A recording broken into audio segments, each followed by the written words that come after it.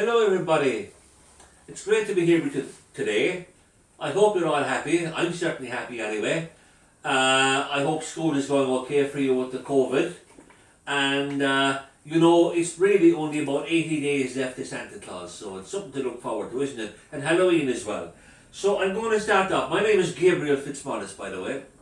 And they tell me I'm a poet. I don't know whether I am or not, but I certainly enjoy singing and reading for children. And songs are really poems as well. So I'm going to start with a song I wrote. I used to be a teacher, a primary school teacher, probably teaching people like you. And I used to take them on school tours on a bus. And of course, with all the drink they'd have, the Coca-Cola and all the rest, and somebody would be bound to want to stop the bus. Do you know why they want to stop the bus? That's right, because they had a wee-wee. So I wrote a song for all the boys and girls who stopped the bus on a school tour because they had a wee-wee. If you feel like singing along with me, it's very easy, you'll pick it up no problem. Stop the bus, I have a wee-wee. Stop the bus, I have a wee-wee. Stop the bus, I have a wee-wee, and I'm bursting for the loo. Stop the bus, I have a wee-wee. Stop the bus, I have a wee-wee. Stop the bus, I have a wee-wee. Now Johnny has one too. Stop the bus, I have a wee-wee. Stop the bus, I have a wee-wee. Stop the bus, I have a wee-wee, and I can't hold it no more. Stop the bus, I have a wee-wee. Stop the bus, I have a wee-wee. Stop the bus, I have a wee-wee. Too late, it's on the floor. Now, I hope that didn't happen to you, but anyway, that's a start, and I hope you enjoyed that, and I hope some of you sang along with me. I'm going to get the next poem. You can help me with this one as well. As I said, I was a teacher, and teachers spend a lot of time minding children out in the yard when they're playing. And one day I was in the school in a little place called Moyvan near Listowel in County Kerry, which is where I'm from. And I was minding the kids in the yard when I saw this little girl, and she wasn't playing at all, and I thought she was upset or shy or whatever. So I went up to her and I said, "Are you okay?" She said, "Yeah, I'm fine." I said, "But you're not playing." "Oh no," she said, "I'm making animal sounds. I'm talking horse." So I said, that's a great idea for a poem. So you can help me with this one. It's very simple. We're making animal sounds. Neigh, neigh, neigh, neigh, neigh, neigh, neigh, neigh. Neigh, neigh, neigh, neigh, neigh, neigh. Neigh, neigh, neigh, neigh, neigh, neigh, neigh, neigh. I'm talking horse today. A cow. Moo, moo, moo, moo, moo, moo, moo, moo. Moo, moo, moo, moo, moo, moo. Moo, moo, moo, moo, moo, moo, moo, moo. I can talk cow too. The dog. Bow wow, bow wow, bow wow, bow wow. Bow wow, bow wow, bow wow. Bow wow, bow wow, bow wow, bow wow. I can talk dog as well as cow. A cat. Par par par par par par par par. Par par par par par par. Par par par par par par par par. I can talk for. A bird. Tweet tweet tweet tweet tweet tweet tweet tweet tweet tweet tweet tweet tweet tweet. Tweet tweet tweet tweet tweet tweet tweet tweet. I can talk bird sweet. A rooster. Cock-a-doodle, cock-a-doodle, cock-a-doodle doo. Cock-a-doodle, cock-a-doodle. I can rooster too, for I'm a rooster. I'm a bird. I'm saying creatures with these words. A dog, a cow, a cat, a horse, talking animal in my verse. For I am anything I say, and I'm talking horse today. Nay, nay! Did you like that? I hope you joined in. I certainly liked it. Now, I wonder if you remember your first day at school. I remember my first day at school. I ran away. And I'll tell you why I did. Mummies and daddies didn't take... It was like a million years ago anyway. But there were no cars and no school buses or anything. And you walked to school. Even if you had to walk miles, you walked. And mummies and daddies didn't take you to school. You went to school with other people who were going to school, older children usually. You were going into junior infants and you probably went with the 4th, 5th and 6th class pupils. And they took me into the schoolyard. It was one of those old schools, very, very, very scary. And they said, you walk in the front door and you turn in another door and you go down through this room and you turn in another door. And then, as now, I am useless at following instructions. So I ran. I got frightened and I ran. So anyway, I went back to school after that. My mammy and my daddy didn't send me back to school for a few months, and I settled in and I was grand. But this is the story of a young girl, and she doesn't mind me calling her name. She's Ella Hannon from the store. And on her first day at school, I saw her coming out of the school with her granny and her dad. And she was crying coming out of school. Do you know why she was crying? No, she wasn't bullied in her school. No, she wasn't lonesome. No, the teacher was lovely. I'll tell you why she was crying. She had such a good time at school that day. Lovely teacher, lovely boys and girls in the school. She cried because she didn't want to go home. So I wrote this poem for her. First day at school for Ella Hannon. I cried coming home from school. I cried coming home from school. I wanted to stay with my new friends today, so I cried coming home from school. I cried coming home from school. I cried coming home from school. As I walked down the street on the lonesomest feet, I cried coming home from school. I cried coming home from school. I cried coming home from school. But Granny and Dad said, don't be so sad. You can go to school again tomorrow. Then I smiled coming home from school. I smiled coming home from school. For tomorrow we'll play in school like today. So I smiled coming home from school. Hooray! And that's it. School is such a nice place nowadays. It wasn't always like that when I was a little boy. But the teachers are lovely now and the kids love it. So it's a great place to be. Now I wonder if you have a dog. I wonder how many of you have a dog. Yeah, some of you have. Maybe some of you have more than one dog, maybe 2 dogs. But we had a little dog one time called Fluffy. He was fluffy because we called him Fluffy because he was hairy and fluffy. He was a white West Highland Terrier. And he was a great little dog. And he was a perfectly normal little dog. Nessa got him, our daughter got him when she was 4. And when she was 12, she got a horse. A fully grown, high 14-hand-size hunter.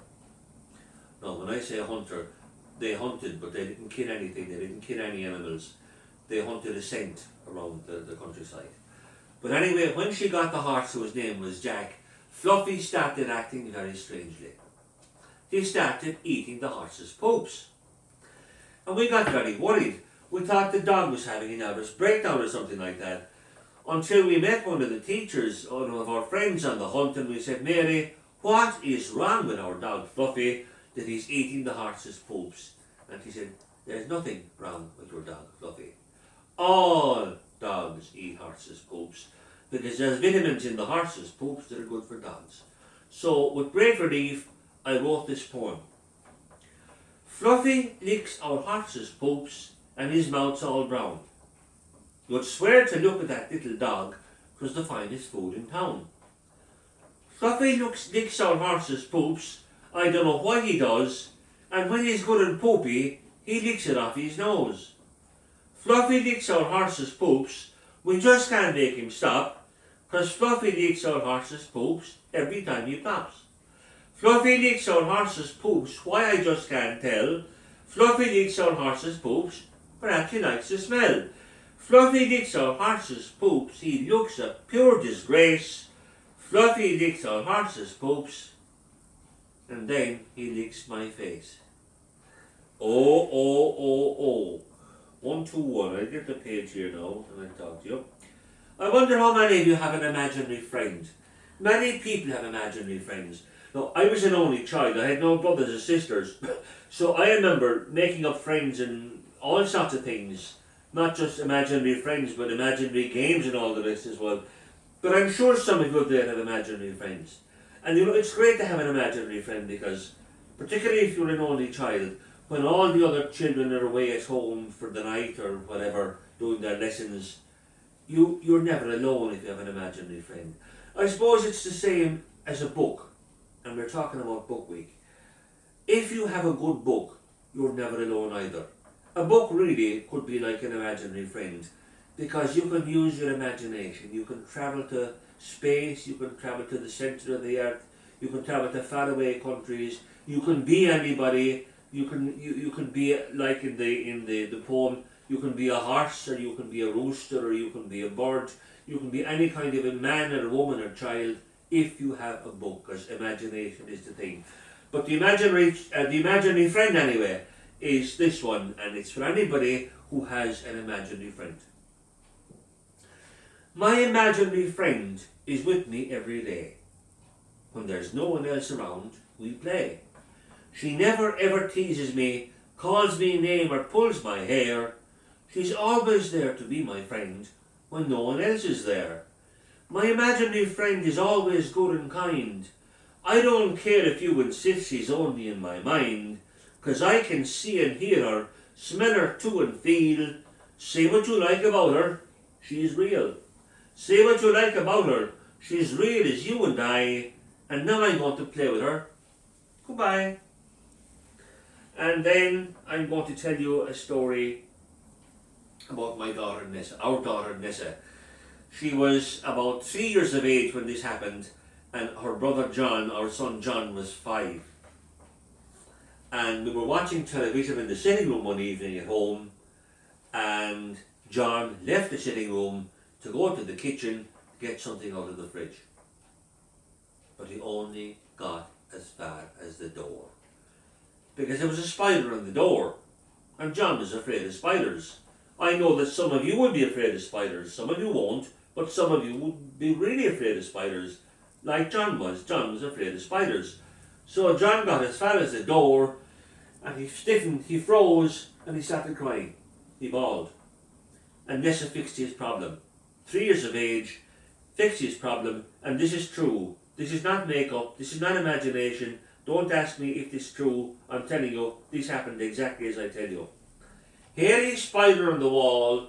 John stiffens. John bawls. Cool as you like while John fretted. Nessa picked it up and ate it. Now you wouldn't hear a spider, would you? Although I was teaching a 3rd and 4th class one time, 9 and 10-year-olds, and there was one girl, her name was Rachel, and she kept a pet spider in a matchbox, and she fed him dead flies. I don't know how long he lived or anything, but she did. She had a pet spider. Now I'm going to talk to you about myself and my daughter, Nessa. Nessa was a very funny kid in her. She's a great girl now. She's the mother of our 4 grandchildren. Katie is 10, Paddy is 6, Jack is 3, and Dinny is about 2 months.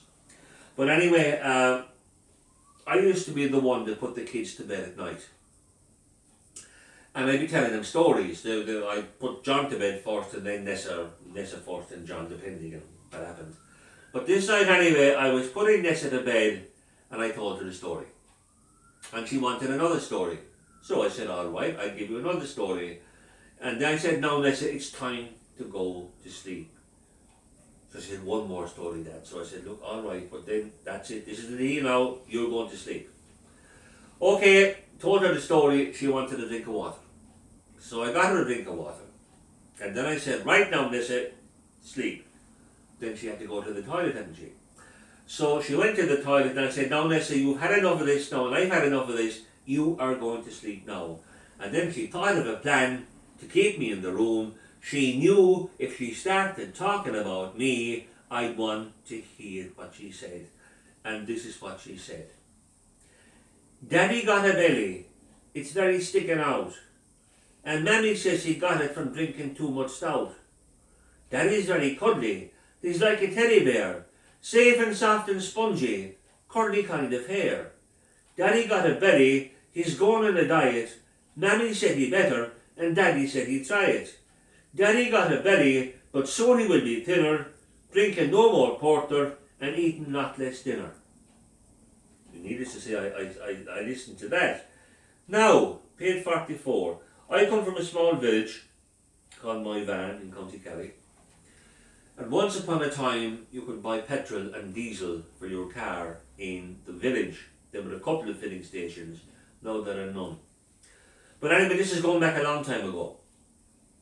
And one evening I was putting petrol into my car when another car pulled up beside me at the other petrol pump, and a friend of mine came out. He was driving the car. He had been to our big town in Kerry, which is Tralee. It's not as big as Limerick, but it's our big town in Kerry. And he'd been to Tralee, and he'd been to a Dunnes Stores in Tralee with his wife and his 3-year-old daughter. And they bought clothes.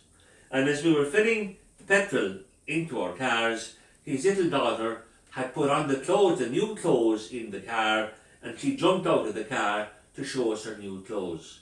She had a new top, she had a new skirt, she had new socks, and she had new shoes.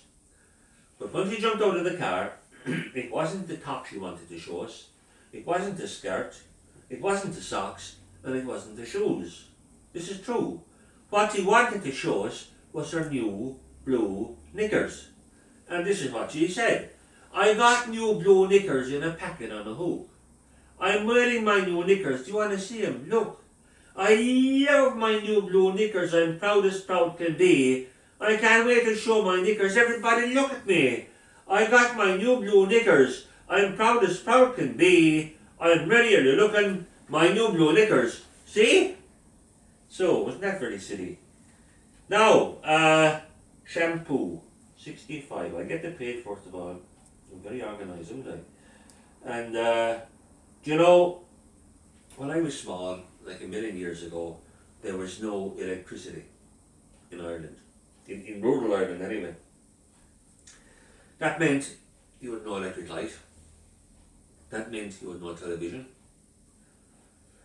That meant you had no Nintendo or no Xbox. That meant you had no mobile phone. That meant you had no shower, because it takes electricity to drive a shower. So how do they wash you? Well, they boil a kettle. Now you're going to ask me, how do they boil a kettle if they had no electricity? They filled an old-time kettle with water and put it over the fire until the water boiled, and they put the hot water into a tub, and they'd mix it with cold water so you wouldn't get burned. When the water was nice and warm, they'd put you into the tub and they'd wash you. That was fine if, like me, were the only child. But if there were 4 or 5 in the family, child number 1 would be put into the water and taken out, child number 2 put into the same water and taken out, child number 3 and child number 4, and so on. Grand. Not the most hygienic ways to do it. But I'm sure you've had the experience, I know everybody, boys and girls, have this experience. When they go into hot water or warm water, they might have a little accident. And this is the story of the accident. When I sit in the hot water, I make wee-wees in the bath.